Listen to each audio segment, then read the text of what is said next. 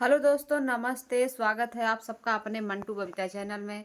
आशा करते होंगे आप सब स्वस्थ होंगे, मस्त होंगे, अपने अपने घर परिवार के साथ व्यस्त होंगे, खुश होंगे और हमेशा खुश रहिए। मैं भगवान से यही कामना करती हूँ कि जहाँ भी हैं, जैसे भी हैं, जिस भी परिस्थिति में है, बस खुश रहना सीखिए।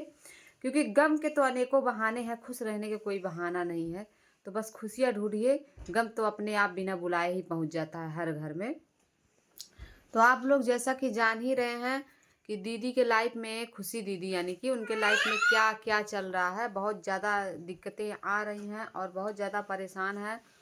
और सबसे बड़ी बात ये है खुशी की कि उनकी बच्ची उनको वापस मिली हुई है, जो कि कल से है। तो मम्मी को पाने के बाद इतना ज़्यादा खुश थी, इतना ज़्यादा खुश थी कि एकदम उमड़ पड़ी उनके ऊपर। जैसे होता नहीं है कि एकदम लाड लड़ाने लगी कि मतलब मम्मी हमारी हमारे पास है। और दूसरी बात ये है कि दुख की बात है कि जीजा जो है फ़ोन ऑन कर नहीं रहे हैं। तो दीदी को कहीं कहीं डाउट है कि कहीं जो उनसे जिससे दुश्मनी है, वैसे तो किसी से दुश्मनी नहीं है जीजा की, लेकिन फिर भी जानते हैं ना कि मन ही मन में कुछ दुश्मनी होती है कि आदमी ऊपर से मुंह मियाँ मिट्ठू बने रहते हैं, अंदर से छुरी लेके तैयार रहते हैं कि वही मुंह में राम बगल में छुरी वाली स्थिति है। तो कहीं ऐसा ना हो कि कोई उनका फ़ायदा उठा ले, इस झगड़े का फ़ायदा उठा ले और उनके साथ कुछ कर दे। क्योंकि कल से का वो अपने भाइयों से कभी-कभार बात कर लेते थे, 24 घंटे बाद, 48 घंटे बाद, 38 घंटे बाद। लेकिन कल से वो अपने घर में भी बात किसी से नहीं किए हैं, परिवार में। तो डर ये है दीदी को कि कहीं कोई इसका गलत फ़ायदा ना, और कहीं उनको कुछ हो ना जाए। ये फिर इसीलिए और ज़्यादा टेंशन में है। और बात सही है दोस्तों, घर परिवार के झगड़े में अक्सर बगल वाला ही फ़ायदा उठाता है। आप कहीं भी कभी भी देखे होंगे कि घर परिवार के झगड़े में हमेशा बगल वाला ही फ़ायदा उठाता है, और यहाँ भी यही डर लगा हुआ है आप सबको। तो अगर ये वीडियो जीजा जी आप देख रहे हैं तो जहाँ कहीं भी हो आ जाइए, या फिर फ़ोन करके ही बात कर लीजिए, जिससे आदमी को एक तसल्ली मिल जाए, सुकून मिल जाए कि हाँ आप सही सलामत हैं।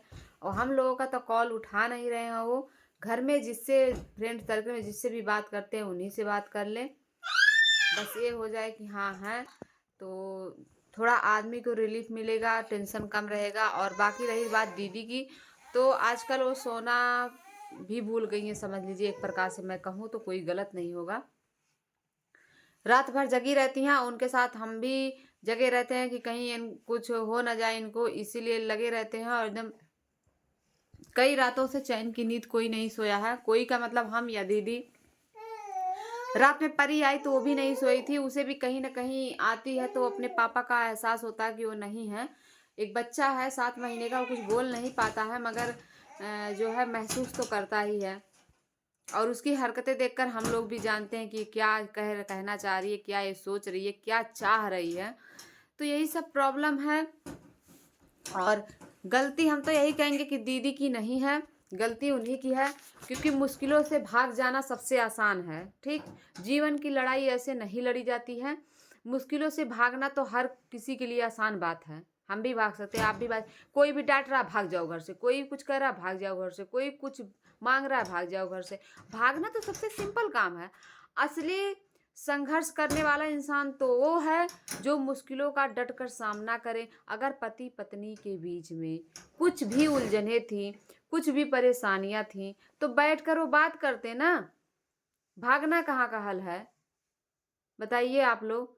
एक छोटी सी बच्ची है, ये भी नहीं कि जैसे आप लोग कितना भी कह दें कि बेटी बेटे के जैसे होते हैं, लेकिन बेटी बेटी ही होती है। और समाज में बेटियों को रखना कितना मुश्किल है आज के डेट में, आप लोग सोच सकते हैं। जहाँ बेटियाँ बड़ी होने लगती है तो फिर आप लोग समझते हैं ना कि समाज में बाहर निकलना उनके लिए कितना मुश्किल होता है।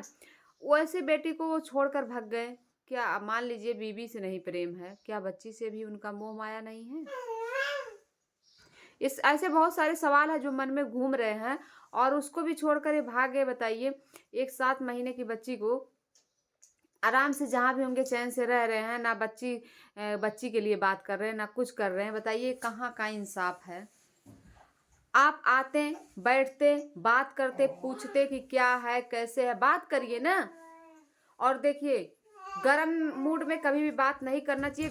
गरम दिमाग में कभी भी कोई भी फैसला नहीं लेना चाहिए। क्योंकि अगर आदमी गुस्से में है और झगड़ा लड़ाई तुरंत का किया है तो उस समय हमेशा फैसला गलत ही लिया जाता है। क्योंकि उस समय हम बहुत ज़्यादा गुस्से में होते हैं, बहुत ज़्यादा गर्म माइंड में होते हैं, तो हमेशा गलत फैसला। अगर आपको वही फैसला, जैसे गुस्से में मैं हूँ, झगड़ा की हूँ, ठीक? मैं अपनी उदाहरण, अगर मैं गुस्से में जो फैसला लूँगी, शांत दिमाग से वैसा फैसला कभी नहीं लेना। जैसे गुस्से में होते हैं, बहस हुआ, भग गए, ठीक?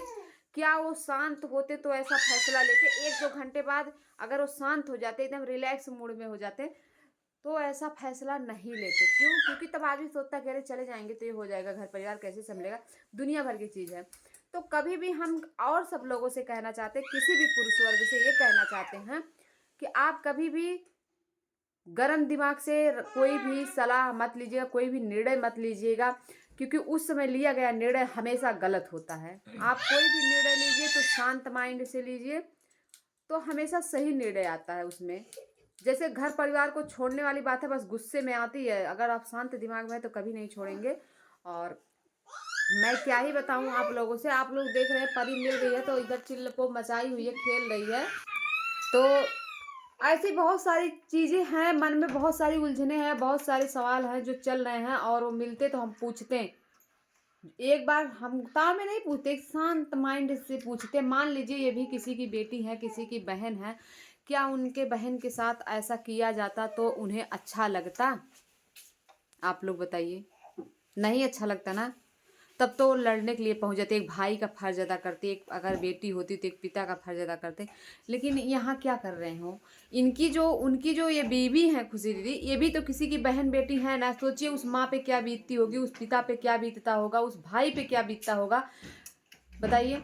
बस लोग उलझने से डर रहे हैं, क्योंकि बात पैसे की होती है, बात पावर की होती है। वो लोग बहुत ज़्यादा गरीब हैं, खुशी दीदी के मायके वाले।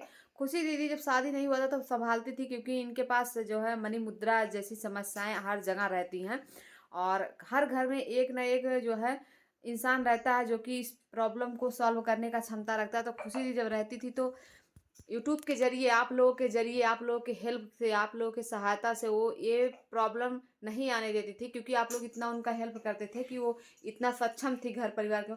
लेकिन जब ससुराल वाली हो गई तो भाई मायके का मदद नहीं कर पाती हैं, तब ससुराल वालों के हिसाब से चलना पड़ता, अपने पति के हिसाब से चलना पड़ता। अभी भी मदद करती हैं, पर शादी से पहले इंसान जो मदद कर पाता है वो बाद में नहीं कर पाता है, क्योंकि लोगों की नाराज़गी बढ़ जाती है कि बस मायके ही देखती हैं। तो वो लोग इस मामले में बहुत ज़्यादा कमज़ोर हैं, आर्थिक स्थिति बहुत ज़्यादा दयनीय है। तो अब बताइए कैसे कोई उलझे? वो लोग भी रोते बिलखते रहते हैं, फ़ोन आता है, हम ही उठाते हैं, हम ही बात करते हैं, हम क्या समझाएँ, किससे क्या बात करें, बताइए? हम खुल के किसी से कह भी नहीं पाते हैं कि क्या हुआ है, क्यों भागे हैं? हमें खुद अजीब लगता है, हम सोचते हैं एक बार वो इंसान आए, उससे पूछे कि क्या बात है? लड़की का मैटर है कि आप इनके साथ रहना नहीं चाहते, कि क्या आखिर क्या परिस्थिति, कि कोई बात इनकी आपको जैसे दीदी की कोई बात हो जो उनके दिल को लग गई हो, जिसकी वजह से वो गुस्सा होकर के चले गए हैं, क्या बात है? वो मिलते तो मैं खुद पूछती एक बार कि आखिर इन सारी चीज़ों में से कौन-सी ऐसी बात है, आप इनके साथ रहना नहीं चाह रहे हैं? नहीं रहना चाह रहे तो कौन-सी ऐसी बात लग गई है जो कि इनसे दूर होने के लिए आपको मजबूर कर रही है? ठीक? या फिर किसी लड़की के चक्कर, जब तक मैं खुद नहीं पूछ लेती मैं किसी पे उँगली नहीं उठाऊँगी, क्योंकि ये मेरे लिए बहुत अच्छी बात नहीं होगी, और मैं होती ही कौन हूँ उँगली उठाने वाली। तो मैं उनसे ही पूछना चाहती हूँ कि वो आएँ और फिर मैं उनसे पूछूँगी। तो यही सब मैटर है दोस्तों, कुछ समझ में नहीं आ रहा है, गलती किसकी है, किसकी गलती नहीं है, क्या करूं क्या ना करूं। यहाँ पर तो स्थिति ऐसी है कि खुशी दीदी का तबीयत खराब होता है। कल मैं बहुत अच्छे से मैं ही इनको तैयार वैयार की थी, नहलाई, तैयार की, और इसके बाद से तैयार भी हुई। फिर सोची कि शाम तक आ जाएंगे, वीडियो बनाई थी तो आए भी नहीं, तो लगे फिर रोने एकदम से, फिर मैं घबरा गई। और देखिए अब 4-5 दिन हो गया, मैं भी एक लड़की हूँ, मुझे भी डर लगता है, हिम्मत नहीं हारती हूँ। वैसे मैं जैसे ज़्यादा उस तरह की नहीं हूँ, मैं हिम्मत हारने वालों में से नहीं, लेकिन फिर भी मैं भी घबरा जाती हूँ, क्योंकि मेरे साथ यहाँ फैमिली तो है नहीं सपोर्ट के लिए, मैं अकेली दीदी के पास हूँ। तो जब इनकी स्थिति गड़बड़ होने लगती तो मुझे डर लगने लगता है। और ये सोएंगी नहीं, रोएंगी, खाएंगी पिएंगी, बताइए कैसे क्या चलेगा? तो बस यही सब बातें हैं, मैं क्या बताऊँ, बातें अगर करने बैठूँगी तो घंटों लग जाएँगे यहाँ विस्तार से। और आप लोगों को बता दूँ कि वीडियो बनाने के लिए मना किया जा रहा है, इसलिए मैं किसी का नाम नहीं ले रही हूँ, किसी के बारे में पर्सनली कुछ बोल नहीं रही हूँ। बस मैं जो भी बातें कर रही हूँ, दीदी और जीजा के बारे में बात कर रही हूँ, क्योंकि वीडियो बनाने के लिए स्पेशली मना किया जा रहा है, बार-बार मना किया जा रहा है। तो मैं इसीलिए नहीं बना रही हूँ। तो बस आप लोगों से एक उपाय है कि आप लोग प्लीज़ ज़्यादा से ज़्यादा सपोर्ट करिए, बहुत ज़्यादा सपोर्ट करिए कि अपने दम पे कुछ कर दिखाने का हौसला बने। आप लोग इतना साथ दीजिए, इतना कमेंट करिए अच्छे-अच्छे कि एक हौसला मिले, इनको हम पढ़ के सुना सकें, जिससे इनके हिम्मत को कुछ दिलासा मिले, इनके मन को कि हाँ, मेरे साथ भी इतने हज़ार लोग हैं। ओके, मैं क्या बताऊँ अब? मिलते हैं नेक्स्ट ब्लॉग में, तब तक के लिए बाय बाय।